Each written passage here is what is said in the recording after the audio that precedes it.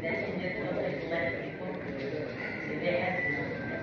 الله الرحمن الرحيم، وصلى الله وسلم على سيد المرسلين.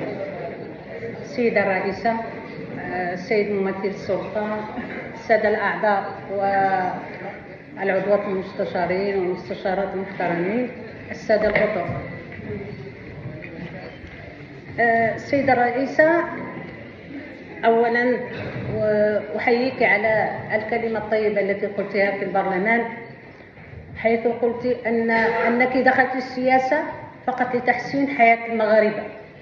من هذه الكلمة التي فرح بها الكثير من المواطنين داخل مراكش وخارج مراكش، وعلى أساس هذه الكلمة اتصل بي عديد من المواطنين الذين يبلغونك كممثلة السلطة وكوزيرة في حكومة صاحب الجلالة أن هذه المعيشة وأن غلاء الخضر وغلاء اللحوم وغلاء الفواكه أنها صارت أكثر من طاقتهم.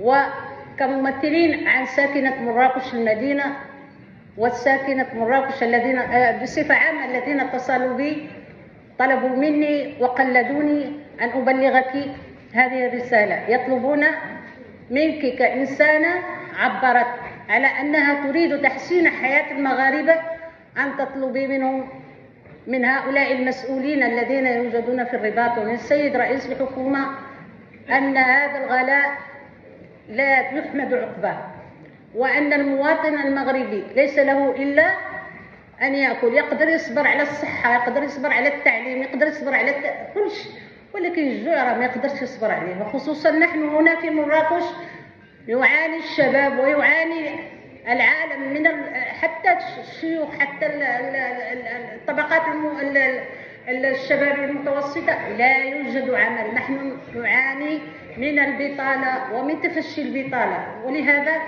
فكيفاش الناس غادي يعيشوا وهما ما خدامينش؟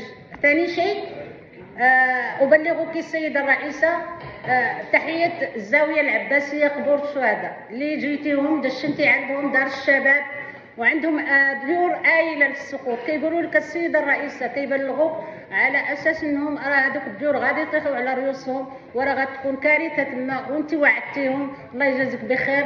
راهم ما عارف كيتشبتوا بالآمال وعندهم الآلام لأنه باقي ما طرات لهم حتى حاجة. شكرا السيدة الرئيسة.